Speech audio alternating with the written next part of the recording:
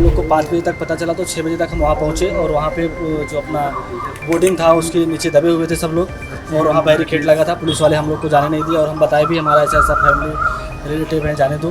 बोले कुछ नहीं। और बहुत सारे ऐसा लोग था जो बारिश से बचने के लिए उस छत के नीचे आ गए थे। पेट्रोल पंप पर जो रुके हुए थे, हाँ, जो पेट्रोल पंप पे रुके हुए थे वो सब भी उसके अंदर आ गए, और वो सब जो आ गए सब के सब दब गए। बोर्डिंग लगी तो वो बोर्डिंग गिरा या जो भी हुआ उसमें तो बाद में तो जो है कॉम्पेंसेशन गवर्नमेंट जो ऑफ हो गया है उनको देगा, पर जो जिसका जो लॉस हुआ है वो पैसे से तो रिटर्न नहीं आएगा।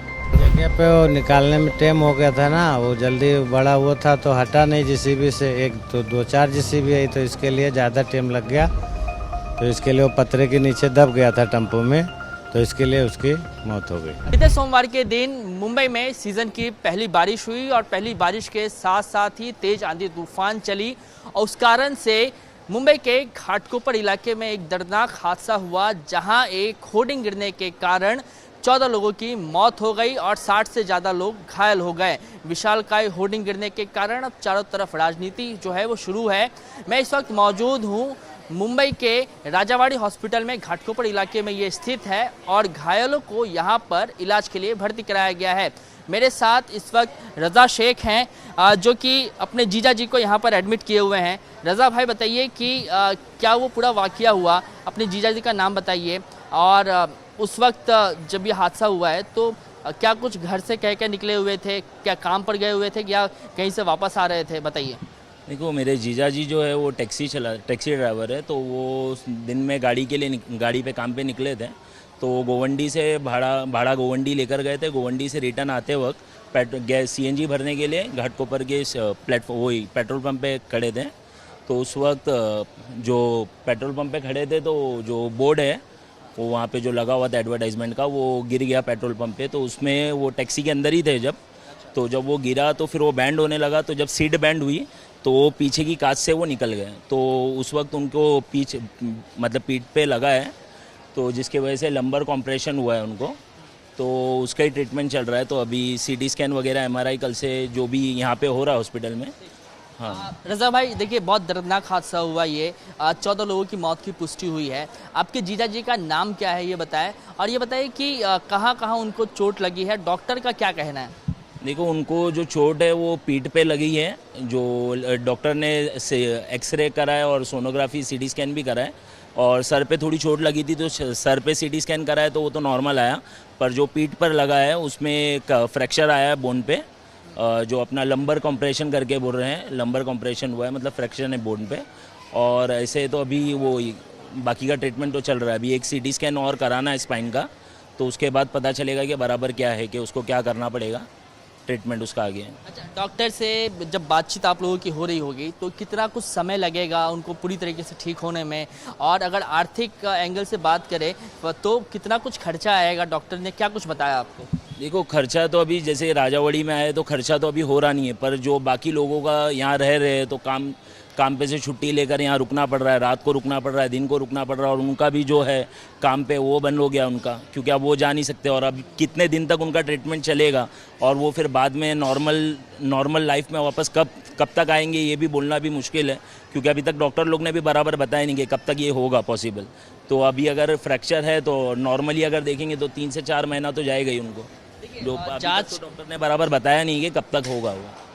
जांच के दौरान ये पता चला है कि वो जो होर्डिंग गिरा, विशालकाय होर्डिंग, वो पूरी तरीके से अवैध था। जांच के निर्देश दे दिए गए हैं, सरकार ने कहा है कि उच्च स्तरीय कमेटी बिठाई गई है।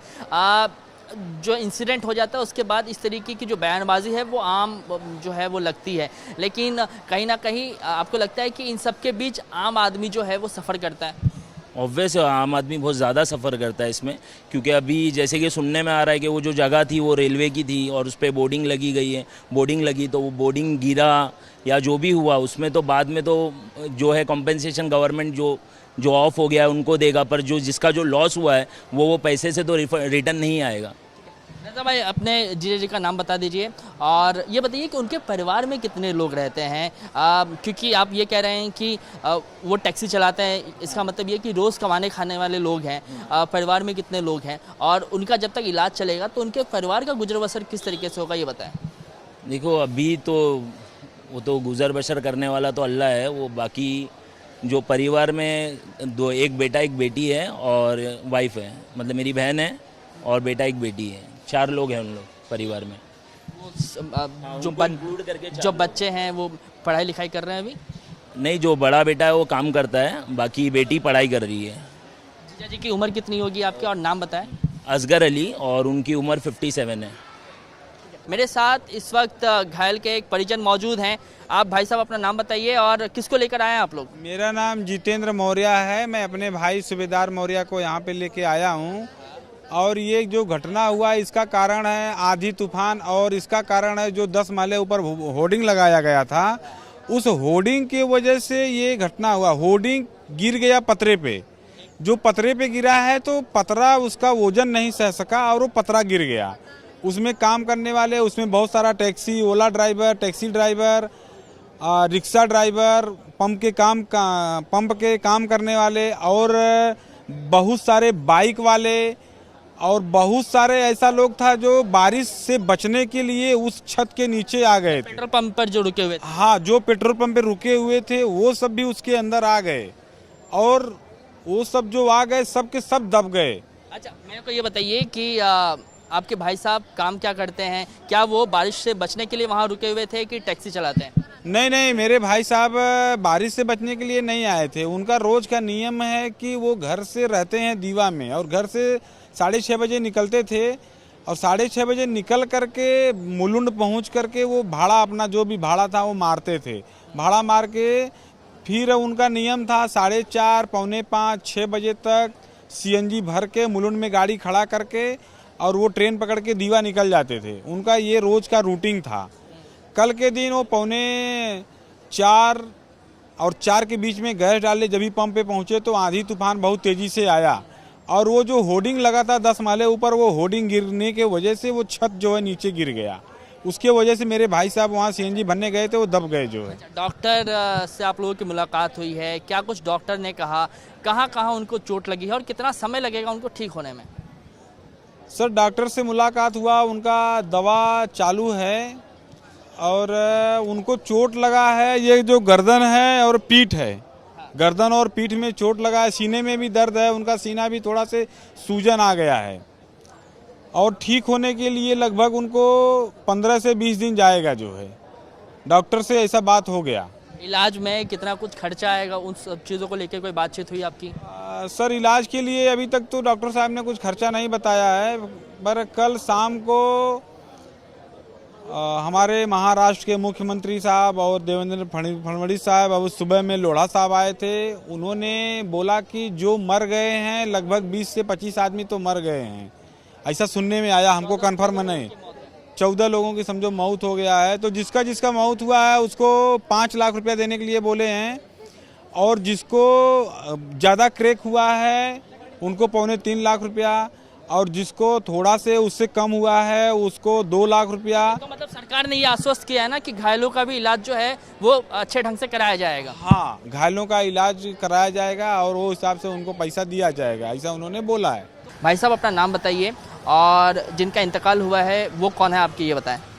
मेरा नाम इब्राहिम खान है और जिसका इंतकाल हुआ उसका फ़हीम खान है। फ़हीम और आपके बीच में क्या रिश्ता है? फ़हीम उस वक्त कहाँ थे जब ये पूरा हादसा हुआ है? यह हादसा हुआ तो गाड़ी में पीछे थे और मैं आगे बैठा था गाड़ी में। क्या मतलब फ़हीम क्या करते थे आप लोग? वो एक केटरर्स का काम करते हैं, सर्विस, खाना खिलाने वाला, प्लेट बर्तन का। अच्छा, तो पेट्रोल पंप पर आप लोग रुके हुए थे? हाँ, पेट्रोल भरा रहे थे तो तूफान आया, तूफान के साथ बारिश आई और पेट्रोल भरा के निकलने वाले थे जब तक वो पूरा नीचे आ गया। फ़हीम की उम्र कितनी होगी? 20 साल। अस्पताल जब लेकर पहुंचे तब मौत हुआ कि जगह पे ही उनका इंतकाल हो गया? जगह पे वो निकालने में टाइम हो गया था ना, वो जल्दी बड़ा वो था तो हटा नहीं JCB से। एक तो 2-4 JCB आई तो इसके लिए ज़्यादा टाइम लग गया, तो इसके लिए वो पतरे के नीचे दब गया था टेम्पो में, तो इसके लिए उसकी मौत हो गई। अच्छा, फ़हीम कहाँ का रहने वाला था? मूल रूप से यहीं का है कि किसी यूपी का है। श्रावस्ती। आप लोग एक दूसरे को कितने साल से जानते थे आपस में, और रिश्ता क्या है दोनों के बीच? गांव का ही है, मेरा भांजा लगता है रिश्ते में, गांव के रिश्ते से भांजा लगता है। हाँ, गांव का ही है। तो उनके फैमिली मेंबर्स को बता दिया गया है कि इस तरीके का हादसा हुआ है, वो लोग आ रहे हैं यहाँ पर? नहीं, वो लोग नहीं आ रहे, हम लोग बॉडी अभी प्लेन से गांव भेज रहे हैं। हादसे के लिए किसको जिम्मेदार मानते हैं? किसी के घर का 20 साल का बेटा चला गया। हादसे के लिए जिम्मेदार वो जो पेट्रोल पंप बना है, जिम्मेदार उसी की है ना। वो इतने में उठा के पिलर खड़ा कर दिया है और वो पूरा जड़ से उखड़ के और नीचे आ गया, जरा सा हवा पाया तो कितने लोग के उसमें जान गई, कितनी गाड़ियाँ गई, कितना नुकसान हुआ,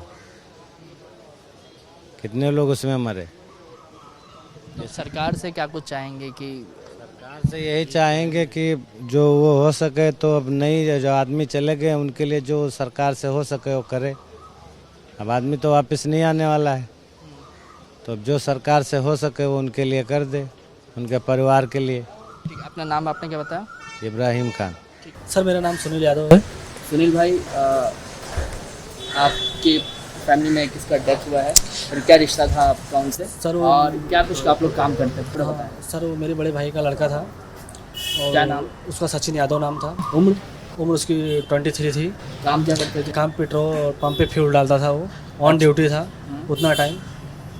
हाँ सर। शादी हो गई थी? शादी सर हो गई थी, 2-2.5 साल शादी का हो गया था और बच्चा भी अभी 3 महीने का बच्चा, एक लड़का पैदा हुआ है। और फैमिली बैकग्राउंड उनका बहुत वीक है, गरीब परिवार से हैं बेचारे, कमाते थे खाते थे, अकेला कमाने वाला लड़का था। आप लोग मूल रूप से कहाँ के रहने वाले हैं? हम मूल रूप से यूपी से रहने वाले, यूपी पट्टी प्रतापगढ़। यहाँ पेट्रोल पंप पर आपका भाई कितने दिन से काम कर रहा था? 2 साल के लगभग से काम कर रहा था। और जिस वक्त हादसा हुआ तो वो फ्यूल भरने का काम? हाँ, फ्यूल पंप पे खड़ा था और वहीं पे हरदम फ्यूल का ही काम करता था।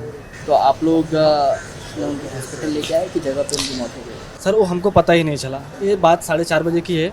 हम लोग को 5 बजे तक पता चला, तो 6 बजे तक हम वहाँ पहुँचे और वहाँ पे जो अपना बोर्डिंग था उसके नीचे दबे हुए थे सब लोग और वहाँ बैरिकेड लगा था। पुलिस वाले हम लोग को जाने नहीं दिया और हम बताए भी हमारा ऐसा ऐसा फैमिली रिलेटिव है, जाने दो। बोले कुछ नहीं। और उसके बाद फिर 4 बजे के लगभग वहाँ से बॉडी को निकाल दिए। बोले कि अभी सचिन ने लिस्ट बनाया एक, तो उसमें लिखा है हाँ सचिन नाम का लड़का है, ख़त्म हो गया है, यहाँ पे बॉडी गई है। तो हम लोग हॉस्पिटल पे आके यहाँ बैठे हैं बॉडी के इंतजार में। आप क्या काम करते हैं ये? सर मैं गाड़ी चलाता हूँ। अच्छा, और फ़ोन किसकी तरफ से गया था? जानकारी कैसे प्राप्त हुई आपको? सर जरा जानकारी मेरे को ऐसे प्राप्त हुई कि हम लोग का ग्रुप चलता है, तो वो पता चला कि ये पंप का जो है बोर्डिंग गिर गया है। कितने बजे जानकारी मिली? जानकारी मेरे को 5 बजे मिली। ठीक है।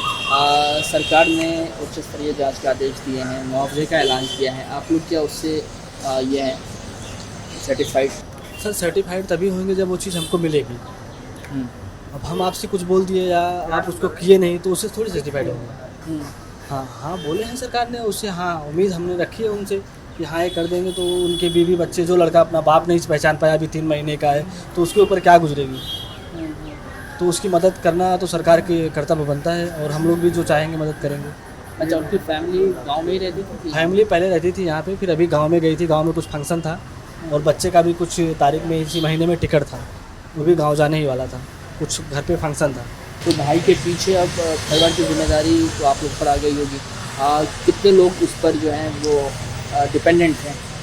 उसके ऊपर उसकी माँ डिपेंड थी, 2 भाई थे छोटे छोटे, औरत बीवी, ये सब लोग उसके ऊपर, कम से कम फैमिली के 6-7 लोग थे जो अकेला बंदा कमा के चलाता था घर।